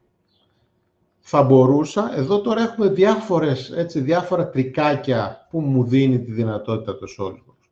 Θα μπορούσα, αν δεν είχα τρίκ, να σταματήσω τη γραμμή ή θα μπορούσα να σχεδιάσω και την γραμμή αν θέλετε. Να σχεδιάσω μετά έναν κύκλο, ξεκινώντας από το κέντρο και να έρθω εδώ, που σημαίνει ότι ο κύκλος είναι στη σωστή θέση, δεν μετακινείται. Και απλά αυτό που πρέπει να κάνω είναι να έρθω και να κόψω αυτές τις γραμμές ή να τις κόψω και να τις μετατρέψω σε βοηθητικές για να μην μπερδευτούμε σαν να είναι κομμένες. Έτσι. Και έχω το σκίτσο μου όπως θα έπρεπε να είναι. Είμαι όμως σε αυτή την κατάσταση. Το ξαναδείχνω. Το ξανακάνω μάλλον. Είμαι σε αυτή την κατάσταση. Δεν θα τερματίσω την εντολή γιατί το SolidWorks πάμε ότι είναι πολύ έξυπνο. Εάν, θα κάνω λίγο zoom εδώ, έτσι. Πάω να κάνω μία γραμμή. Δεν κάνω γραμμή. Αν πω στο SolidWorks ότι κοίταξε να δεις, θα γυρίσω προς το... παρατηρήστε τι θα συμβεί στο Cursor. Εάν ξαναπεράσω από το σημείο που του ορίζω, η γραμμή μετατράπηκε σε τόξο. Χωρίς να επιλέξω τίποτα, απλά ξαναπηγαίνοντας, έτσι, μπορώ να έχω άλλες επιλογές για το τόξο, απλά περνώντας τον cursor πάνω από τη γραμμή, από το σημείο, το τελευταίο σημείο. Και εδώ που είναι, αν έρθω και του δώσω το άλλο σημείο, έχω ακριβώς την γεωμετρία που θέλω. Δοκιμάστε το. Είναι ένας πολύ γρήγορος τρόπος το να σχεδιάζετε τόξα μέσα στα σκίτσα χωρίς να τερματίζετε εντολές. Το ξαναδείχνω. Γραμμή. Εάν απομακρυνθώ, πάει να μου δημιουργήσει ένα άλλο ευθύγραμμο τμήμα, ενώ αν ξαναγυρίσω και περάσω τον cursor από τη γραμμή, πάει να μου δημιουργήσει τόξο, μετατρέπει. Και αν ξαναπεράσω, έχω τη δυνατότητα να αλλάξω και την κατεύθυνση. Βλέπετε. Ανάλογα με το που θα κινηθώ, παίρνω και το αντίστοιχο τόξο.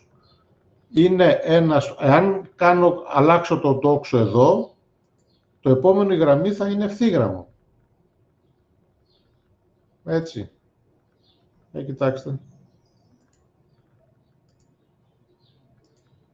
Πόσο εύκολα μπορώ να αλλάζω από τόξα σε κύκλους. Δοκιμάστε το. Αφού έχουμε λοιπόν ορίσει τη γεωμετρία μας, το πώς θα είναι η γεωμετρία μας, πάμε να ορίσουμε και τις διαστάσεις. Τι έχουμε? Έχουμε ότι η μικρότερη είναι ο κύκλος, αυτή εδώ η οποία είναι R20. Η απόσταση του σημείου από την ακμή, η οποία είναι 50. Και το ύψος του κέντρου από την κάτω, το οποίο είναι 35.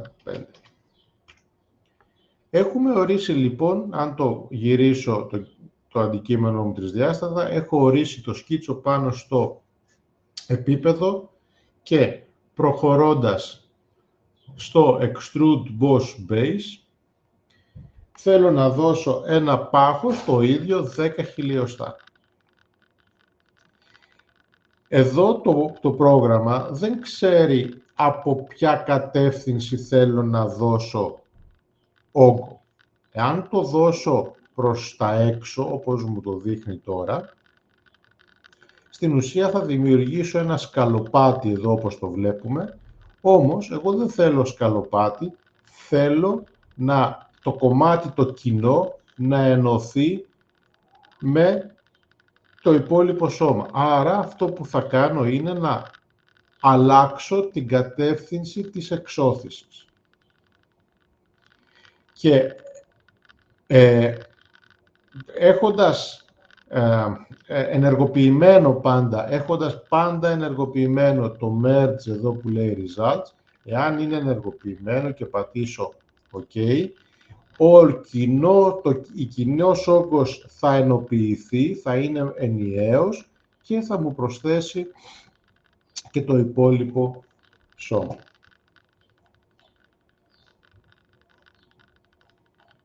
Τώρα, αν θυμάστε το αντικείμενο,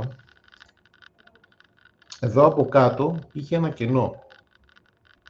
Άρα, τι θα κάνουμε, τον ίδιο ακριβώς τρόπο, θα επιλέξω ότι σε αυτό το επίπεδο θα δημιουργήσω ένα τετράγωνο, του οποίου το πάχος είναι 3 και εάν έρθω στο Extrude Cut θα κόψει την γεωμετρία. Πόσο? Όσο του πω. Εάν έχω συγκεκριμένο βάθος, θα το δω το συγκεκριμένο βάθος, έχουμε πει και στο προηγούμενο μάθημα, αν θέλουμε, αν η σχεδιαστική μας πρόθεση μας λέει ότι θα είναι πάντα σε όλο το υλικό, η επιλογή που θα εφαρμόσουμε είναι το through all, άρα δεν μας νοιάζει πόσο είναι, όσο βρίσκει υλικό θα κόβει. Θα μου πείτε, καλά, εσύ δεν μας είπες ότι θα πρέπει το σκίτσο να είναι πλήρως ορισμένο, τα σκίτσα να είναι πλήρως ορισμένο. Εδώ γιατί δεν το έχεις πλήρως ορισμένο? Η απάντηση είναι ότι θέλω να δούμε κάποια βήματα και να μάθουμε και κάποια άλλα πραγματάκια στη συνέχεια. Θα γυρίσουμε και θα το κάνουμε πλήρως ορισμένο. Δύο παρατηρήσεις σε σχέση με αυτό το πλήρως ορισμένο και το μη πλήρως ορισμένο σκίτσο. Το πρώτο σκίτσο ήταν πλήρως ορισμένο. Το δεύτερο σκίτσο ήταν πλήρως ορισμένο. Το τρίτο σκίτσο δεν ήταν πλήρως ορισμένο. Γι' αυτό και υπάρχει εδώ αυτή η παρένθεση με το πλην στη μέση, μέσα στην παρένθεση. Εάν ένα σκίτσο δεν είναι πλήρως ορισμένο, έχω την πληροφορία να το διαβάσω και από το δέντρο. Δεν χρειάζεται να μπω στο σκίτσο μέσα για να δω ποιο σκίτσο δεν είναι πλήρως ορισμένο. Είναι μια καλή πληροφορία που έχω στο δέντρο.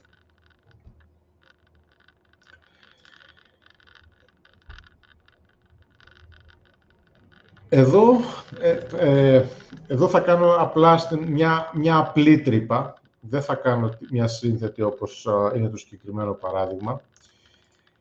Για να δούμε λίγο και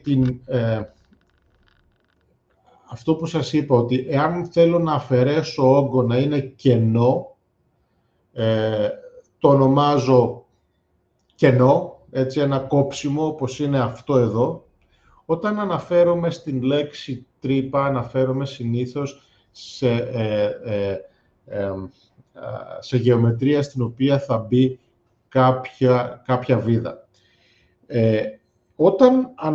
Προφανώς και μπορώ να σχεδιάσω την θέση της βίδας με ένα κύκλο και ένα extrude cut, όμως αυτό με περιορίζει σε σχέση με άλλες επιλογές που μπορώ να έχω από το αν έχω τρύπα για βίδα.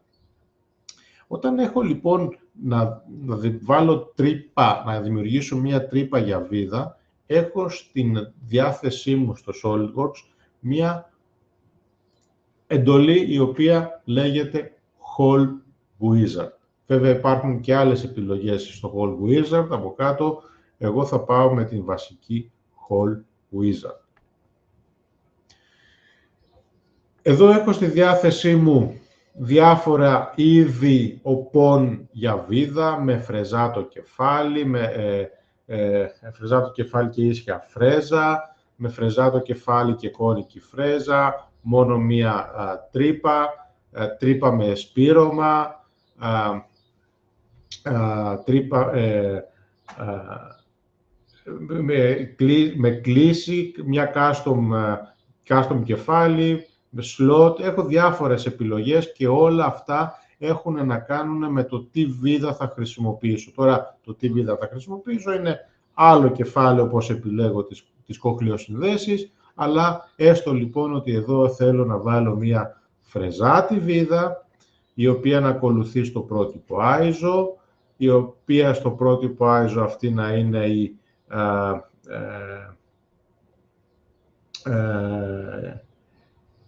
hex, να είναι με αλενόβιδα, έτσι, οπότε θα πρέπει να κάνει τη φρέζα για την αλενόβιδα. Ας βάλω ένα μη 10, για παράδειγμα, ότι θα είναι μία τρύπα. Αφήνω τα υπόλοιπα χαρακτηριστικά της τρύπας ως έχει και το επόμενο σημείο που θέλω να ορίσω είναι η θέση. Η θέση που θέλω να την ορίσω πάνω σε αυτό το επίπεδο και στο κέντρο της γεωμετρίας. Δεν έκανα κλικ ακόμα, του έδειξα ποια είναι η γεωμετρία για να μου δώσει το χαρακτηριστικό σημείο της γεωμετρίας στο κέντρο και να πάω να τσιμπήσω το κέντρο αυτό. Εάν το κάνω λοιπόν, το 10 είναι πολύ μεγάλο, θα δώσω ένα 6, ωραία. Και αν πατήσω OK, έχω την τρύπα με τη διαμόρφωση ως έχει.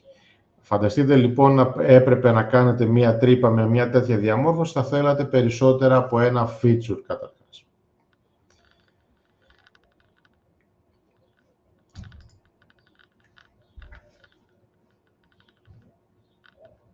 Αν φέρατε, ξαναδείχνω λίγο τη γεωμετρία. Κοιτάξτε λίγο εδώ. Εδώ έχει κάποιες καμπυλότητες. Πάμε λοιπόν να κάνουμε αυτές τις καμπυλότητες.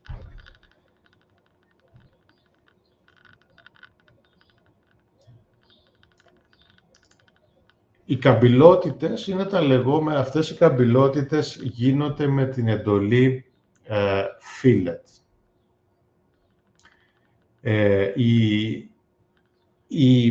Υπάρχουν οι εντολές δημιουργίας όγκου και υπάρχουν και τα λεγόμενα cosmetic features. Τα cosmetic features είναι εκείνα τα features τα οποία μορφοποιούν, δίνουν την τελική μορφή ενός αντικειμένου, γλυκαίνοντας σε εισαγωγικά, να το πω έτσι, τις γωνίες, σπάζοντας τις γωνίες και δίνοντας έτσι μια πιο κομψή όψη. Αυτά τα cosmetic features,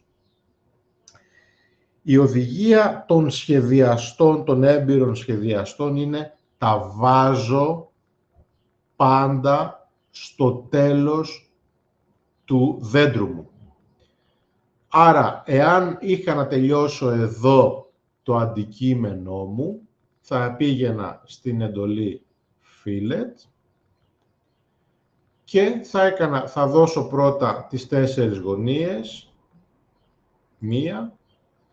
Η εντολή στην ουσία δίνω με την εντολή, με την πρώτη constant size fillet, items to fillet, έχω τη δυνατότητα να δώσω ακμές ή επιφάνειες. Ορίζοντας τις ακμές, 1, 2, 3, όλες τις ακμές, μου στρογγυλεύει αυτές τις ακμές. Αφήνω τις υπόλοιπες επιλογές ως έχει και εδώ, σαν πρώτη επιλογή, ορίζω την ακτίνα. Αφήνω για τις συγκεκριμένες 4 ακμές, αφήνω το 10. Υπάρχουν σημείωση. Υπάρχουν εντολές στο SolidWorks οι οποίες μπορούν να εκτελεστούν επάπειρο. Εάν πατήσω τώρα εδώ OK, στην ουσία τερματίζω την εντολή. Υπάρχει όμως η δυνατότητα να καρφιτσώσω μία εντολή και να την τερματίσω όποτε θέλω, γιατί θέλω να δώσω κι άλλες γεωμετρίες. Άρα, πατώντας την καρφίτσα και λέγοντας OK, η εντολή συνεχίζει να τρέχει. Θέλω να δώσω τώρα ένα άλλο μέγεθος 3, αυτό, αυτή τη γραμμή βλέπετε ότι το SolidWorks βρίσκει όλες τις γραμμές οι οποίες πιθανότατα να σχετίζονται με αυτή και αυτόματα, παρόλο που επέλεξα μόνο αυτήν την ακμή, μου βρίσκει και τις εφαπτώμενες έτσι ώστε να ολοκληρωθεί η γεωμετρία, ομοίως εδώ, και μου προτείνει αυτές εδώ τις γεωμετρίες, οι οποίες είναι και αυτό που εν τέλει θέλω. Πατώντας OK, ξανακαρφιτσώνει την εντολή και να δώσω και τις επόμενες. Εδώ θέλω το ύψος έχω 3, άρα θα δώσω 1,5 στο ύψος, για να δώσω, μάλλον θα δώσω το 3, γιατί θέλω να το κάνω μόνο τις εσωτερικές, 3 και 3. Και έχω περίπου, τελειώνοντας, πατώντας την καρφίτσα, τελειώνοντας και φεύγω από την εντολή feature. Εάν είχα αυτό το αντικείμενο, έτσι όπως είναι αυτή τη στιγμή, εδώ θα τελείωνα το σκίτσο. Όμως, θυμηθείτε ότι έχω και κάποιες τρύπες εδώ. Τις ξέχασα να τις κάνω όταν έπρεπε. Τι γίνεται? Θα τις κάνω τώρα? Μα αυτό που είπαμε είναι ότι τα cosmetic features μπαίνουν στο τέλος. Για ποιο λόγο τώρα θα πρέπει να τις κάνω εδώ? Και τι θα κάνω εάν, για να μπορέσω, θα πρέπει να κάνω undo, να σβήσω τα features? Η απάντηση είναι όχι. Υπάρχει η συγκεκριμένη μπάρα εδώ, η οποία ονομάζεται Roll Back Bar. Στην ουσία, τι κάνει αυτή η μπάρα? Εάν την μπάρα αυτή, αν αφήσω τον κέρσορα, αν περάσω τον κέρσορα πάνω από την μπάρα, μου βγάζει αυτό το χεράκι. Οπότε, αν κάνω κλικ, κοιτάξτε, μου κάνει αχνό το feature και μου το απενεργοποιεί από το αντικείμενο. Κι άλλο. Κι άλλο. Κι άλλο.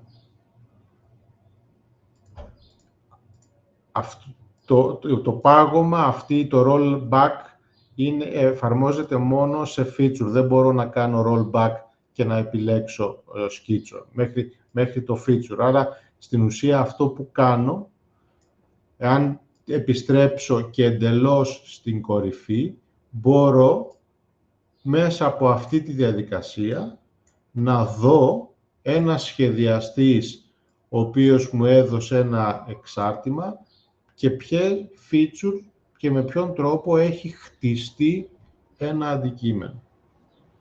Αυτό είναι μία λειτουργία του να δω βήμα-βήμα τις εντολές οι οποίες χτίστηκε ένα αντικείμενο. Εδώ όμως που θέλω να δημιουργήσω τρύπα, εάν μεταφέρω το rollback πάνω από τα fillets, δεν τα έχω σβήσει, απλά έχω μεταφέρει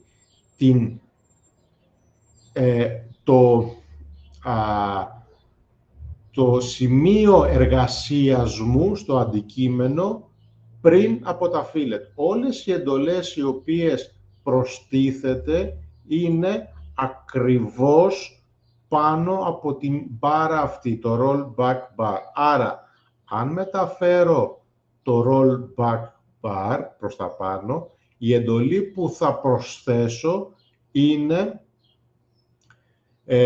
ακριβώς πάνω από την γραμμή αυτή. Άρα, σε αυτό το επίπεδο, κάνω ένα σκίτσο, δεν κάνω σκίτσο,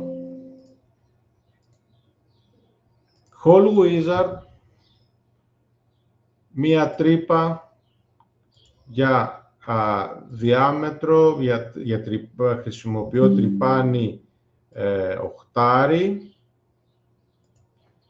Σε ποια θέση? Σε αυτό το επίπεδο, σε αυτήν τη θέση, σε αυτήν τη θέση. Εδώ που είμαι στην ουσία όρισα θέση, σημείο και δημιουργεί την τρύπα στα σημεία που του όρισα. Οπότε το μόνο που μένει είναι να διαστασιολογήσω, διάσταση, αυτή η απόσταση 10, αυτή η απόσταση 10, αυτή η απόσταση 10 και αυτό το σημείο Shift και αυτό το σημείο οριζόντια διεύθυνση. Αυτά τα δύο θα είναι πάντα στην ίδια οριζόντια διεύθυνση, επομένως δεν χρειάζεται να ορίσω ξανά την απόσταση 10 εδώ. Ανέφερα πριν ότι θα μπορούσαμε να χρησιμοποιήσουμε σχέσεις μεταξύ των διαστάσεων έτσι ώστε να καταρχάς να κάνω το αντικείμενό μου λίγο πιο έξυπνο και να διευκολύνω τη σχεδιαστική μου πρόθεση. Πάμε να το δούμε αυτό που είδαμε πριν. Αυτές οι τρεις διαστάσεις θα είναι πάντα ίδιες. Τι έρχομαι και λέω λοιπόν? Αν κάνω διπλό κλικ στην διάσταση, εδώ έχουμε, εκτός από, πάμε να κρυπτογραφήσουμε λίγο τις διαστάσεις. Έχουμε, εκτός λοιπόν από την τιμή του μεγέθους της διάστασης, έχουμε, η κάθε διάσταση ορίζεται και από μία παράμετρος. Η συγκεκριμένη παράμετρος είναι η D2 παράμετρος, η οποία βρίσκεται, αν δεν μπορώ να το επιλέξω γιατί εξαρτάται από το σκίτσο που βρίσκεται, τώρα είμαι στο σκίτσο 7 που θα δημιουργηθεί από τις τρύπες. Η τιμή λοιπόν της παραμέτρου είναι D2. Το όνομα της παραμέτρου είναι η D2, η οποία βρίσκεται στο sketch 7. Εάν δεν έχω αριθμητική τιμή 10, αλλά του πω, κοίταξε, εσύ D2 θα γίνεις ίσο, βάζω την ισότητα, με αυτήν τη διάσταση. Και κοιτάξτε τι έγραψε εκεί. Το D2 θα είναι ίσο με την διάσταση D1 at sketch 7. Άρα, ποια είναι η τιμή που παίρνει? Είναι η τιμή που έχει η D1. Επιλέγοντας OK, έχω τη διάσταση που μου λέει 10, όπου δίπλα μπαίνει και ένα σύμβολο, το σίγμα το ελληνικό, το οποίο μου δηλώνει ότι αυτή η διάσταση εξαρτάται από μία εξίσωση. Και ξέρω εγώ ότι η εξίσωση είναι της μεταβλητής D1 του σκίτσου 7. Ομοίως, το δείχνω και εδώ, ότι η διάσταση D3, η οποία είναι η τρίτη η διάσταση που έβαλα στη σειρά, είναι ίση, την εξισώνω με την διάσταση αυτή. Και αν επιλέξω OK, προσέξτε λίγο, είναι σημαντικό να μην ξεχάσετε το ίσο. Εάν ξεχαστεί το ίσον και απλά κάνετε κλικ στην διάσταση, δεν εξισώνεται τη διάσταση. Αν για παράδειγμα αυτό ήταν 5, έτσι όπως είναι τώρα. Κάνω edit και λέω ότι εσύ είσαι αυτό το μέγεθος, παίρνει το μέγεθος της διάστασης, αλλά δεν εξισώνει τις μεταβλητές. Για να εξισώσει τη μεταβλητή πρέπει να του το πω. Βλέπετε ότι αμέσως πάλι αυτό που σκέφτομαι, εξίσωση μεταβλητής σαν σχεδιαστική πρόθεση, εφαρμόζεται και στις διαστάσεις. Εσύ είσαι ίσον, άρα πρέπει να του πω ίσον με αυτό σαν μεταβλητή, για να πάρει την τιμή της μεταβλητής εδώ και όχι το μέγεθός της. Εξίσωσα τις... Για κοιτάξτε τώρα να αλλάξω αυτό και το κάνω 15. Έτσι, βλέπετε αμέσως πόσο εύκολα αρχίζω να τροποποιώ παραμέτρους και να κάνω πλήρως παραμετρικό ένα αντικείμενο, εφαρμόζοντας την έννοια της σχεδιαστικής πρόθεσης. Τι θέλω να κάνω, πώς πρέπει το αντικείμενό μου να συμπεριφέρεται σε αλλαγές των διαστάσεων. Έτσι. Οκ. Άρα λοιπόν τώρα που δημιούργησα και τις τρύπες, μπορώ να επανέλθω πίσω στα φιλέτα και να πάρω την τελική μορφή. Το γεγονός ότι έχω και μια εκκρεμότητα εδώ, δεν μου πρέπει να τη διορθώσω. Θα μου πείτε, εδώ σε αυτή την περίπτωση τι πρέπει να κάνω? Θα πρέπει να κάνω και εδώ πάλι roll back για να μπορέσω να το αλλάξω? Η απάντηση είναι όχι. Αν θέλω να τροποποιήσω ένα προγενέστερο feature ή αν θέλω να τροποποιήσω ένα προγενέστερο σκίτσο που βρίσκεται σε ένα feature, αν κάνω κλικ edit το feature, για κοιτάξτε λίγο στο δέντρο, ό,τι σχετίζεται και είναι πριν από αυτό απενεργοποιείται. Με φέρνει σαν να είναι το τελευταίο, αυτό που πάω να τροποποιήσω. Δεν χρειάζεται να πάω όλο το rollback μέχρι εκεί. Γιατί σας δίνω αυτά τα δύο παραδείγματα? Το να προσθέσω ένα feature και να τροποποιήσω ένα feature απαιτεί δύο διαφορετικές διακριτές ενέργειες. Εάν θέλω να τροποποιήσω, το τροποποιώ όποια στιγμή θέλω. Απενεργοποιεί όλα τα feature που είναι από εκεί και κάτω. Εάν όμως θέλω να προσθέσω ένα feature σε κάποια συγκεκριμένη φάση του σχεδιασμού, θα πρέπει να πάω την μπάρα του rollback μέχρι εκείνο το σημείο που θα χρειαστεί να το προσθέσω, έτσι ώστε να απενεργοποιήσω όλα τα επόμενα. Και εδώ λοιπόν τώρα που είμαι,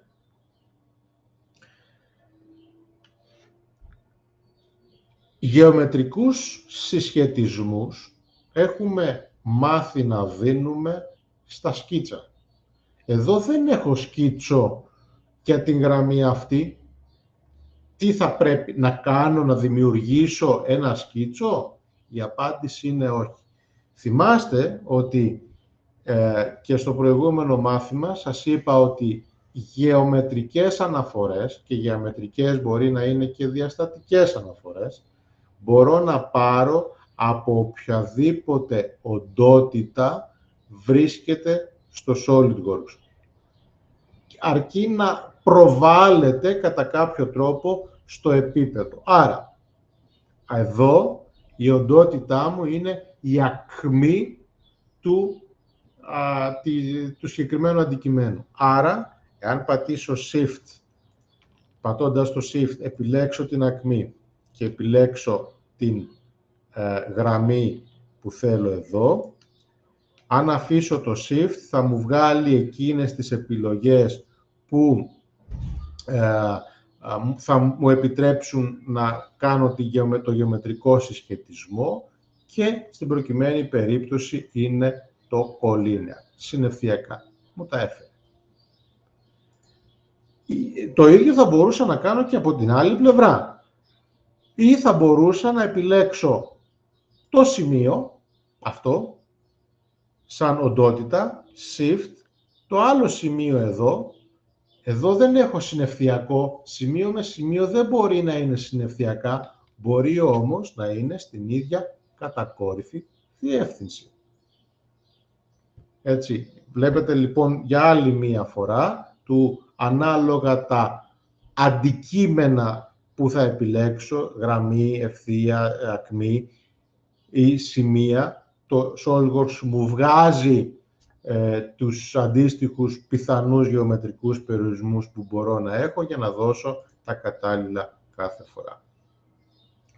Άρα, τώρα που το όρισα και αυτό, πατώντας OK, έχω το αντικείμενο.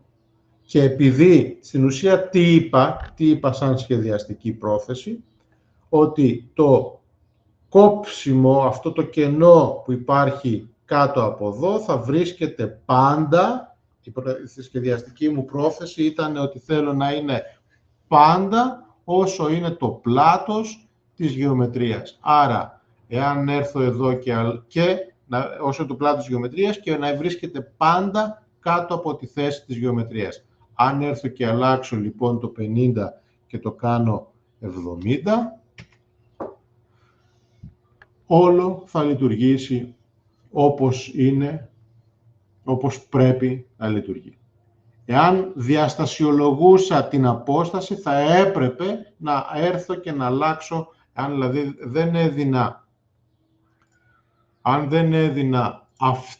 αυτούς τους γεωμετρικούς περιορισμούς και έλεγα ότι αυτή η απόσταση είναι, 50, θα έπρεπε για να αλλάξει η θέση του κοψίματος αυτού του κενού, να έρθω και να επέμβω και στη διάσταση που ορίζει την θέση.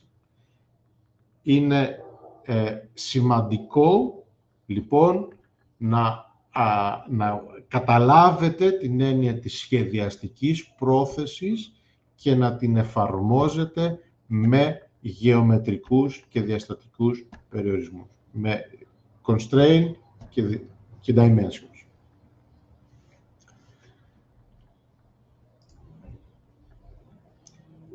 Τελευταία παρατήρηση για σήμερα και μετά θα σας δώσω το λόγο.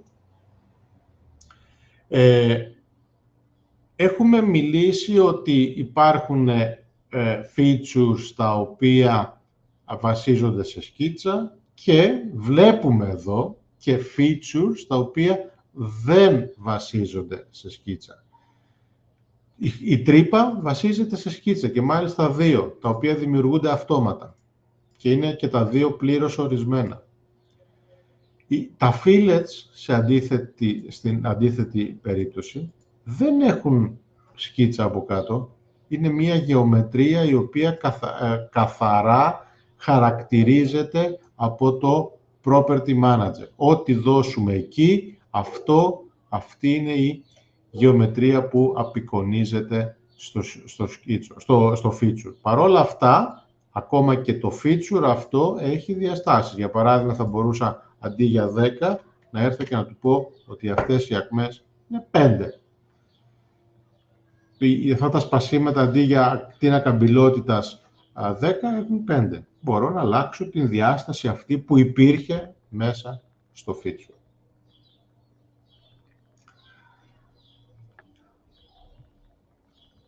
Με τον τρόπο αυτό, έτσι, με απλά βήματα, δεν είναι... θέλω να πιστεύω ότι σας δίνω με έναν τρόπο κατανοητό το ότι πρέπει να έχετε απλά features για να μπορέσετε να συνθέσετε, γιατί περί σύνθεσης πρόκειται, ενός πολύπλοκου εξαρτήματος. Αυτό είναι που θα πρέπει να έχετε στο μυαλό σας. Τα πράγματα είναι απλά.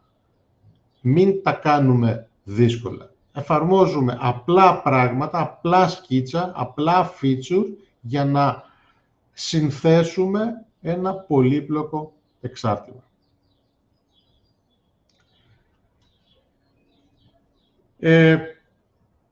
Αυτά είχα να σας πω για σήμερα. Ελπίζω να μην σας κούρασα και να σας φανεί κανένα ενδιαφέροντα.